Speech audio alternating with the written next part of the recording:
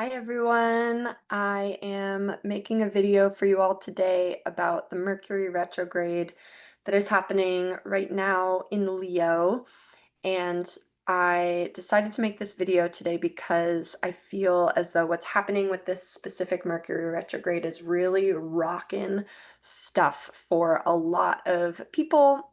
It is both a personal and collective experience of this Mercury retrograde, and I've talked to three friends today who've all cried already today. It is 11:22 a.m. on Tuesday, July 29th. So there's a lot getting kicked up, and I think sometimes the astrology can be really helpful in helping us remember that these experiences that can feel so personal are also a part of a collective moment and help us understand we're not alone and that there may be some wisdom in the astrology of this moment to work with to help manage and mitigate some of the stress that we may be feeling in our personal lives, navigating this Mercury retrograde. And just like anything that happens in astrology, this is going to be impacting certain people more than others, depending on where things are in your personal chart. Um, and if you're not personally experiencing a moment of chaos and upheaval in your personal life, disruption, you likely are witnessing that in the people around you. And I mean, on the collective, that's something we're certainly experiencing, and that is, being amplified by the Mercury retrograde, but is a part of much larger patterns that are historical and are also represented in the astrology of this moment. So, if you have any interest and curiosity in how this all might be impacting you specifically, feel free to reach out to do a reading. Today, I'm going to be more talking about the collective, um, well, both the personal and the collective, and how this Mercury retrograde is unique in its chaotic capacity. So, retrogrades in general are moments when planets appear to be moving backwards through the ecliptic. The ecliptic is the band of constellations through which the planets, including the sun and the moon, appear to pass through in the sky. And so a retrograde is when a planet appears to be moving backwards through the ecliptic. We know that in reality, the planets are not ever changing their direction. So it is part of our subjective experience here on Earth, witnessing, mirroring back to us these different cycles that we go through psychologically, personally, collectively. So Mercury is a planet that rules the mind. It rules communication. It rules like systems. It also has to do with our localized community, our networks of communication, and it wants things to happen in a pretty pragmatic and linear way. So Mercury retrogrades are always a bit of a disruptive moment because it's a moment when that planet that really likes linear progressions is now taking a few steps back. So typically in a Mercury retrograde, we see things like disruption in communication, technological challenges, plans going awry, things getting sort of like a little mixed up. And typically they happen on they're more personal experiences. And though they may be frustrating in the moment, they're not usually like massively disruptive um, uh, things in the grand scheme of our lives. They're just sort of like moments of disruption. And yeah, though they may be frustrating, we typically move through them, and they're not things we think about all the time. So what's happening in this moment is unique. This is a Mercury retrograde that is packing way more of a punch. And some of what I'm going to be talking about today is some wisdom and insight shared with me from my friend Pamela, who is an astrologer friend here in Burlington, and conversations we had around the Mercury retrograde. So I just want to give her a shout out for her wisdom and insights, and just a lot of stuff that I've been chewing on with regards to this Mercury retrograde. So, this Mercury retrograde is unique and is packing a punch because here is Uranus, which has just entered Gemini. Gemini is a Mercury ruled sign. So, every Mercury retrograde that we have for the next 7.5, 8 years, as Uranus moves through Gemini, Uranus just moved into Gemini. This is a big deal. The outer planets move really slowly. If you've been following astrology at all, you've probably been hearing about how all three of the outer planets, Uranus at 0 degrees of Gemini, Neptune at 2 degrees of Aries, Pluto at 2 degrees of Aquarius. This is a massive moment as the outer planets are shifting into new signs and starting massive new cycles. So, collectively, we're already dealing with that major tonal shifts um, in our collective experiences. So, because Uranus has moved into Gemini, and Gemini is Mercury is the ruler of Gemini, every Mercury retrograde that we experience is going to be impacted for the next 7.5 years as Uranus moves through Gemini by this presence of Uranus in Gemini. Uranus is very chaotic. It is it's a very disruptive energy. It's that like it's connected with the tarot with the Tower card in tarot. It's that eruptive disruptive force that forces everything to crumble and reconfigure and start again. It can also be like sudden blasts of insight.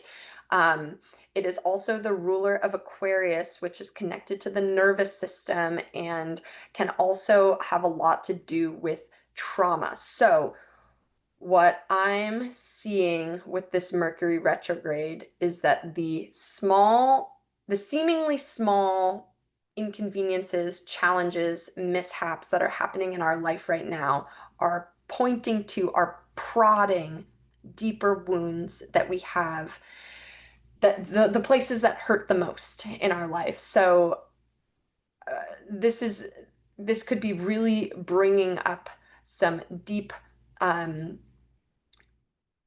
discomfort, nervous system discomfort.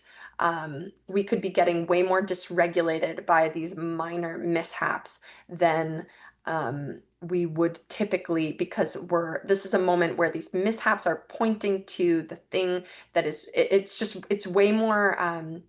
Uranus is like a lightning bolt. It strikes really deep. It goes down to the nerve. It goes all the way down to the root of the problem.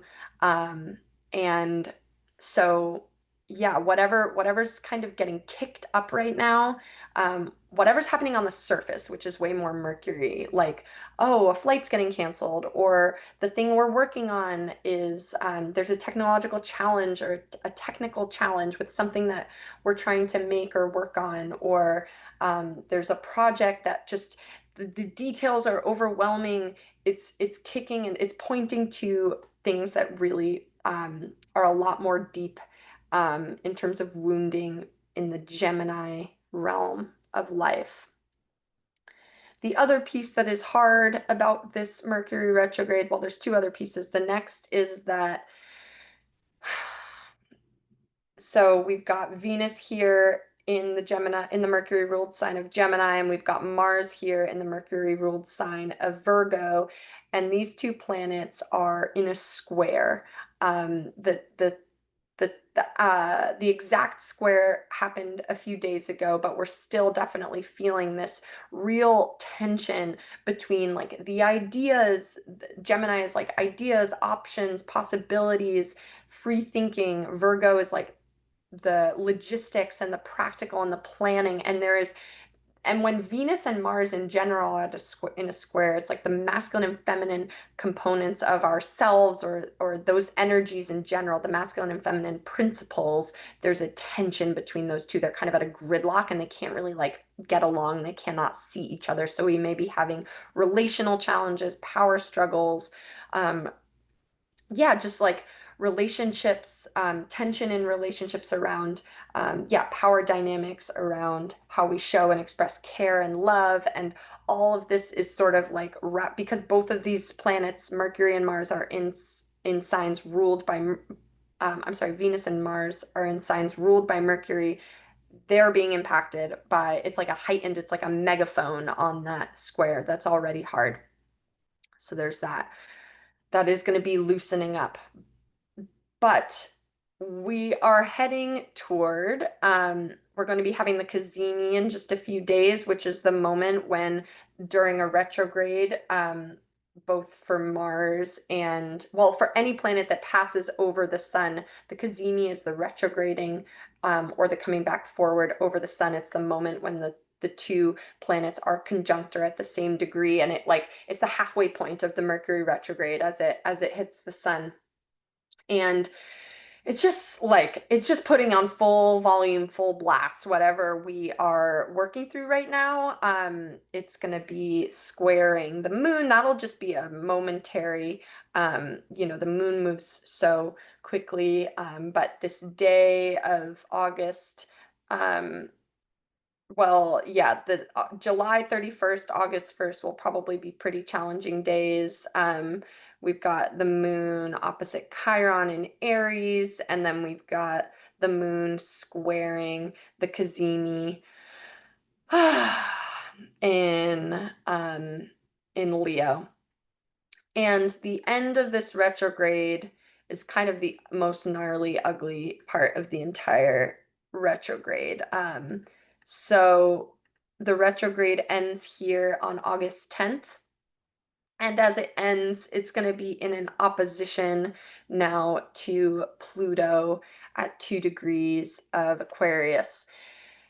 Anything that happens in Leo for the next 20 years is basically going to be impacted by the fact that Pluto is now in Aquarius. So what's coming up through where the retrograde is culminating, where it's ending, is facing off with the depth of darkness that Pluto represents. So whatever's getting activated through the Uranus, um, through this Mercury retrograde, which is reflecting back to the Uranus moving through Gemini, is forcing us to confront with some of the most heavy, dark, shadowy components of our lives.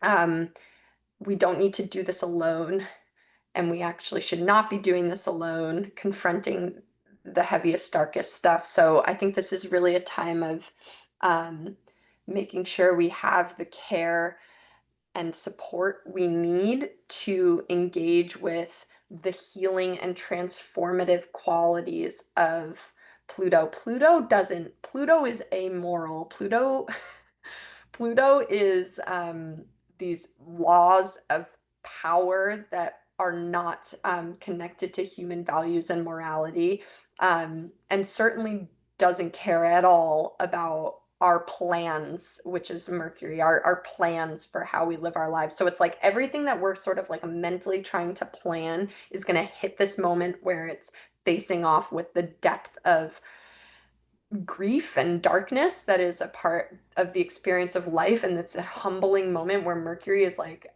the mind can't actually, we can't process that stuff just in a mental capacity. Luckily, well, I don't know if it's lucky, but we are going to be having at that same time as Mercury reaches the early degrees of Leo, we're going to be having this grand trine. Maybe I'll do some talking about that, but this is pretty cool, between Pluto, Uranus, and Mars.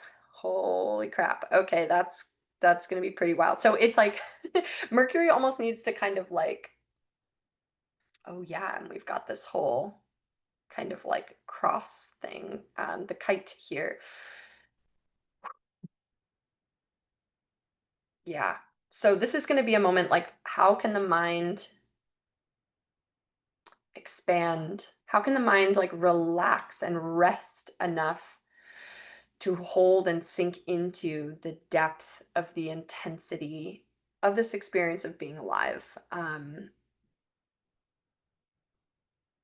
Yeah, I think it's really a time where whatever plans we're having, really giving the mind time to rest, whether that's through music or um, movement or um, solitude, time in nature, like trying as much as possible to give the mind a break because the mind cannot figure it all out. I think the mind cannot hold the vastness of what Pluto and Uranus are bringing. Um, it has its limitations. And so, yeah, and there's so much wisdom. Wisdom is sort of this blending of knowledge and this bigger picture understanding, knowledge that gets applied in a deeper way. So it can be a real time, I think, for as we're understanding, like, what is our voice? What are we trying to do here? Mercury in Leo, the self. Um, how does this serve and sort of integrate with this bigger picture of like collective upheaval that's happening right now? So, yeah, depending on where in your chart this is happening, which has to do with your rising sign, these are different areas of life may be getting activated and disrupted. And yeah, I think just making sure, really like giving ourselves permission to like zoom out and remember the big picture of this moment, that like what these fine details of our day to day that seem so pressing, um, can't really like, can't hold a candle to the immensity of some of these bigger forces that are at play. So there's this humility element and um, trying to remain, trying to keep our like our little fires, Leo, like keep them lit, not be extinguished by overwhelm. And yeah, just giving ourselves a lot of grace. I think that's like the key word that feels important at this time, is like grace around our ability to show up in like linear, efficient ways, because this is really heavy stuff, and it could be dangerous for us to try and push the mind, push the brain and our thinking and planning capacities like past our limits. So just like finding our limits and respecting our own like mental boundaries, um, boundaries around communication, around technology, around information overload, and yeah, reconnecting with our body, like coming back into the other elements, to help balance out the mind space. So that's what I have for you all today. I hope that this can be helpful, and I'm here for you. If anyone just needs a friend, if anyone wants to do a reading of any kind to process how this is showing up in your life, um, yeah, just feel free to reach out. Or if you are interested in the astrology and have questions, also feel free to reach out.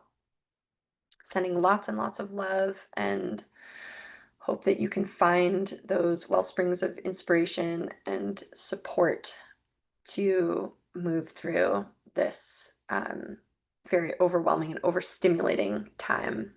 Okay, talk to you all soon.